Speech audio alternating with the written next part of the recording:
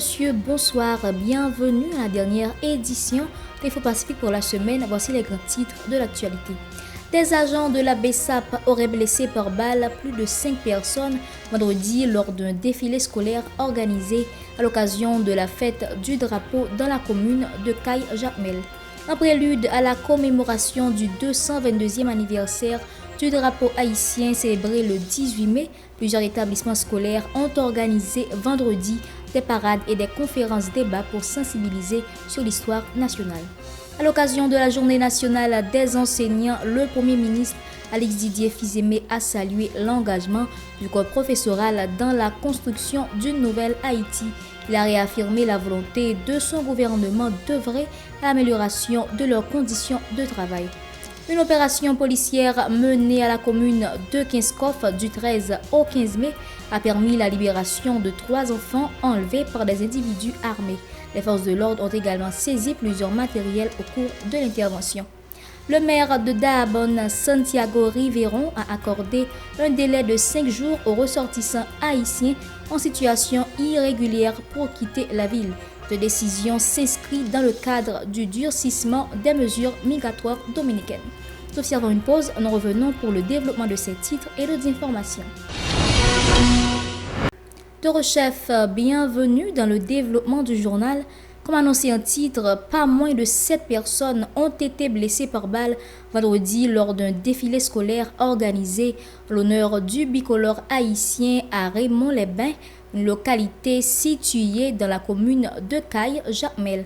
Sur un témoignage recueilli sur place, l'incident serait survenu à la suite d'une altercation entre conducteurs de motocyclettes et des agents de la brigade de sécurité des aires protégées BESAP qui assuraient la sécurité de la parade.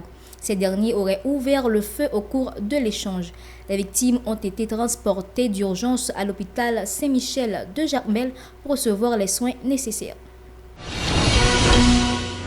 Autre information dans le journal, en prélude à la célébration du 222e anniversaire du drapeau national, l'Institut du savoir académique d'Haïti a organisé vendredi des défilés et parades scolaires.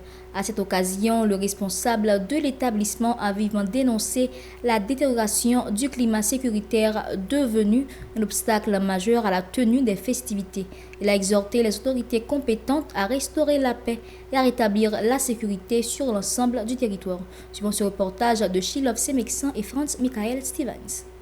La fête du drapeau haïtien perd chaque jour un peu plus de son essence, conséquence directe de nombreuses crises multiformes qui rongent le pays depuis des années. Même dans les établissements scolaires, cette date symbolique tend à disparaître en raison notamment de la fermeture prolongée des écoles causée par l'insécurité persistante ou encore l'abandon progressif de nos repères mémoriels. Cette année, pour honorer cette date historique et raviver la mémoire du passé glorieux de la nation, ainsi que les sacrifices consentis par les ancêtres, l'Institution du savoir académique d'Haïti a organisé ce vendredi 16 mai, en prélude à la commémoration officielle, un défilé de parade impliquant ses apprenants. Une activité, selon la directrice administrative de cet établissement, Ria Dole, qui vise à transmettre aux élèves l'héritage historique et les valeurs fondamentales de la culture haïtienne forgée dans la lutte pour la liberté. Et c'est fête drapeau nous, et c'est fierté pour nous avec Timon pour fêter fête drapeau. Ça fait nous sentir, même si la situation n'est pas, la tradition n'est pas perdue, pas tomber, et Haïti ne mourra pas. De son côté, la directrice pédagogique Medjarda Saint-Louis déplore la crise sécuritaire qui empêche de nombreux élèves à travers le pays de célébrer dignement le bicolore national. Elle critique également la décision du gouvernement d'organiser les festivités officielles dans la deuxième ville du pays au lieu de l'historique cité de l'Arcaïe, berceau du drapeau haïtien. Culture, nous toute coutume nous aller.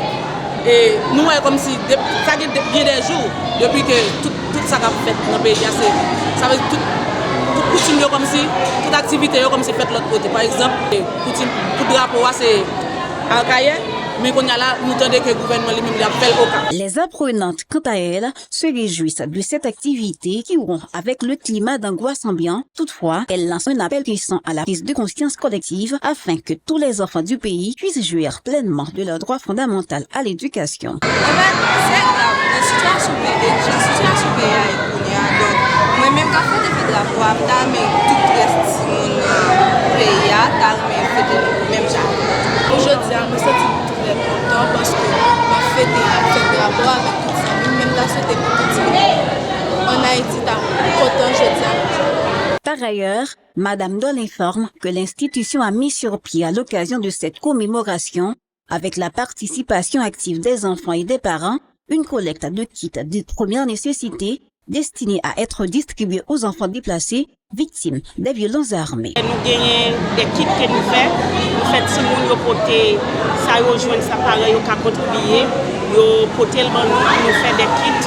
Nous peut-être aujourd'hui là nous pas bien faire des kits que nous préparer pour nous porter pour ces monde qui n'ont abri, qui pas gagné et peut-être qui pas gagné même possibilité avec aujourd'hui. À l'occasion de la journée nationale des enseignants, le président du CPT Fritz Alphonse Jean et le Premier ministre Alix Didier Fils-Aimé ont salué le travail des enseignants dans la construction d'une nouvelle Haïti, soulignant que seule une éducation de qualité, valorisée et soutenue par l'État permettra de jeter les bases d'une société plus juste, équitable et prospère. Ils ont réitéré leur engagement en faveur du renforcement du système éducatif national dans une dynamique de refondation sociale et républicaine. Une opération policière s'est déroulée dans la commune de Kinskov du 13 au 15 mai. Au cours de cette intervention, les forces de l'ordre ont libéré 3 enfants qui avaient été enlevés par des bandits armés. Les agents ont également récupéré plusieurs matériels lors de cette opération.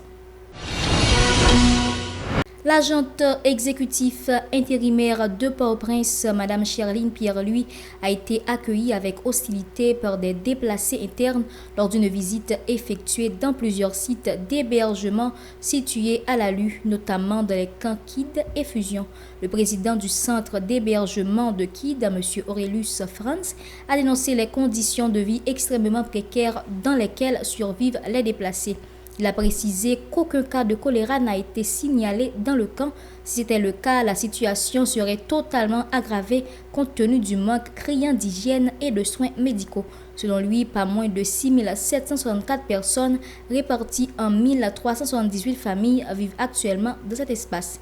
Écoutons-le au micro de Max Oni Orissin. Regardez si l'argent est là, il y a des capoléra, il y a des nous pas essayer de capoléra. Nous avons des gens qui sont malades. Au contraire, il est tellement arrivé, il dit qu'il va travailler sur ça. Parce que les gens qui vivent là, ils ne peuvent pas bien vivre. Pas bien que les gens qui 3, 4, 5 cailles, qui roulent, qui crasent. Les gens là, c'est pas la tirer des profits. Les fois là, c'est un barrage pour instance passée. C'est tout mal qu'on a pour demander pour le tourner la qualité, parce que c'est la qualité. Attends, beaucoup de choses. Parce que si l'État passe une visite, c'est que nous n'avons pas entendu. Et s'il va venir, nous va le chercher. Il va venir nous le chercher. Parce que nous connaissons le problème là. Si le problème là, il vient chercher, et puis nous-mêmes, s'il va venir, nous-mêmes, nous va le chercher. Puis le problème que nous rencontrons là, c'est le problème de sécurité. Nous ne pouvons pas dormir en paix. La majorité des fois, nous ne pouvons pas dormir là, on l'a tiré de côté, on a jusqu'à tout le souffle là, on l'a mis avec ça. Donc ça nous pas tellement de filles là, qui ont mal dormi, des jeunes petits gens là, qui ont mal vécu. Nous, j'ai bien par l'école, qui vivent un gros problème pour nous. Nous, avec trop de moyens, nous ne pouvons pas faire rien pour nous. Nous là pour nous représenter, mais nous ne pouvons pas faire rien pour c'est pour l'État lui-même, ni venir pour faire une revendication pour tout le monde, je ne sais pas besoin. Nous avons 1378 familles qui réparties en 6764. Les déplacés ont exprimé leur profonde frustration face à l'inaction des autorités. Ils affirment ne plus être en mesure de satisfaire leurs besoins essentiels, notamment en matière de nourriture, de santé et de logement. Pour eux, la visite de Mme Pierre-Louis n'avait aucune finalité concrète. Les autorités ne font preuve d'aucune volonté d'agir dans l'intérêt de la population, ont-ils déclaré. Certains n'ont pas hésité à maudire les responsables, affirmant que le karma se chargera de leur rendre justice. Écoutons-les tour à tour. Moi, je n'ai pas là de c'est vrai, mais c'est le comité seulement là qui oublie, on seulement des bons bagages finis, on touche au moins. Mal dormi, mal mangé, pas de soin. Vivons ensemble battre nous, qu'on est là, yo vinn là pour yo vinn tuer nous là. Parce que l'État qui font seul avec vivre ensemble. Bah qui ça manger vinn là, vinn chercher là jodi là. Parce que le peuple là moi-même, nous ka manger chaque jour moi-même. Mais gen moun là, gen ti moun là que c'est voilà si moun qui a 12 ans là en septembre, mais pas on dit ça là. Mais dernièrement là, me donne Cité Soleil, on dit que 6 ans yo violé. Alfi mais pour que je moun a vivre dans là. Son peuple a souffert, mais qui doucement. Et vous peuple a levé camper. Votre peuple a cassé tête là. Vous sont indignes pour venir sur moun là. Ça passe par ONG, pour bailler moun corps pour lever moun pour moun a vivre dignement la caillou. Un magistrat, pas un état. Première fois pays arrivé dans une situation comme ça.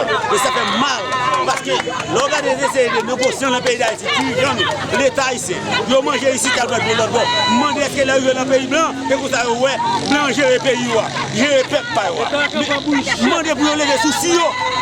Les caractères pour connaître ces gens. Mes amis, nous sommes ici. Pas oublier, même nous, même quand malgré que nous avons pied sous nous, blanc pour mettre pied sous nous tout. C'est vrai, merci beaucoup. Regardez les peuples qui la vivent là. Le cochon mieux va ces peuples là. Le choléra. Il y a toute maladie qui a pris là. Alors, il n'y a pas de peuple là, il y a des têtes seulement. L'Organisation mondiale de la santé OMS a publié dans un rapport que pas moins de 1250 cas de violence basés sur le genre ont été recensés en Haïti entre janvier et février 2025. Plus de 60% de ces cas sont des actes de violence sexuelle, souvent liés à des déplacements forcés selon l'OMS. Le Centre Muse Haïti, en collaboration avec ses partenaires, a procédé au lancement de la 4e édition du concours national de dissertation autour du thème « Le droit à l'éducation en Haïti ». Selon Thierry Weber-Bellefleur, officier de communication du centre, cette initiative est destinée aux élèves du secondaire 1 au secondaire 4, ainsi qu'aux étudiants universitaires. Il a précisé que la date limite pour les inscriptions et les dépôts des textes est fixée au 15 juin 2025. Ce concours vise à mettre en lumière les défis du système éducatif haïtien dans un contexte de crise persistant, a-t-il indiqué. Écoutons-le au micro de Chilov Semexan et Max Rony Orissin. Le Centre Muse Haïti décide d'organiser jeudi une conférence et une cérémonie de lancement 4e édition concours de dissertation nationale. En fait, et nous sous 4e édition, c'est un concours qui est adressé ensemble et tout le monde qui est l'école et étudiants également qui sont dans l'université. Donc, concours là, c'est un concours qui prend en considération deux catégories. Finalité concours ça pour l'année, et Jean thème qui c'est le droit à l'éducation. Nous comptons à partir de concours ça pour que les jeunes ça eux-mêmes aient droit à la parole dans le débat public qui a fait dans sa avec l'éducation. Donc, gens que nous-mêmes nous sommes capables de constater ça, ce concours qui va le réaliser dans un contexte qui est extrêmement difficile par rapport ensemble avec différentes écoles qui sont obligées de fermer les portes, universités, centres de formation, centres d'accueil. Donc c'est vraiment une question de droit à l'éducation en Haïti, de trouver une situation qui est vraiment chaotique. Donc, jeudi, et 15 mai 2025, là, nous avons gagné une cérémonie de lancement. Et maintenant, le concours est lancé. Il est lancé, côté que nous avons gagné à partir de jeudi, sur la plateforme numérique, nous avons arrivé à joindre toutes les données qui sont ensemble avec le concours là, modalité pour que les gens soient capables de participer. Et il y a besoin également qui et dépôt pièces à fini parce que le texte nous comptons prendre dès aujourd'hui, nous avons commencé à finir jusqu'à 15 juin qui a fini là. Le recteur de l'Université d'État d'Haïti, Dieu seul, Paredelus, a salué l'initiative qu'il considère comme une lueur d'espoir dans un climat où le savoir est relégué au second plan en raison des violences et a entraîné la fermeture de nombreuses écoles et universités.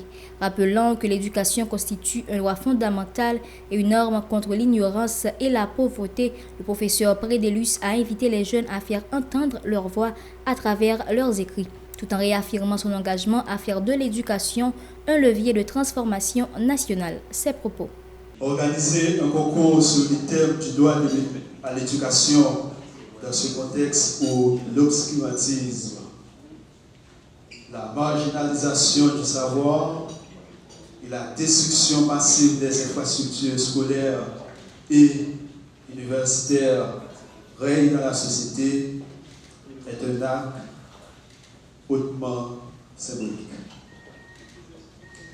C'est un symbole d'espoir et un acte d'espérance. Le thème du discours du concours sur le droit à l'éducation, c'est aussi l'occasion de dresser un bilan. Celui de n'avoir pas accordé à l'éducation la place qu'elle mérite au sein de la société. À travers ce concours, les jeunes auront l'occasion de faire entendre leur voix.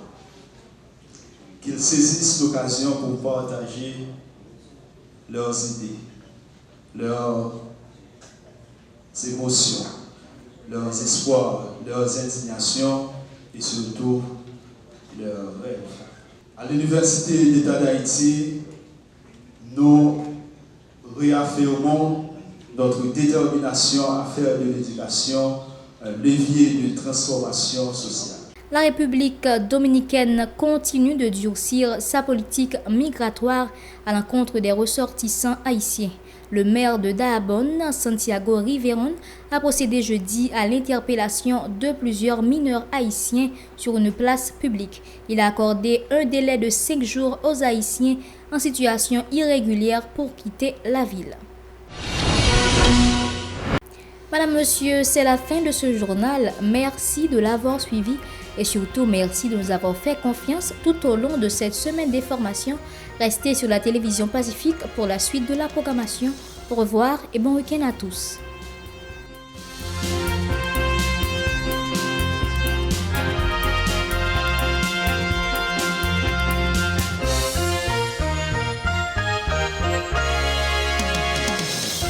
Si vous jugez que cette vidéo est intéressante, n'hésitez pas à liker et partager la vidéo. Et surtout, n'oubliez pas de vous abonner à cette chaîne et activer la cloche de notification pour ne pas louper aucune de nos vidéos.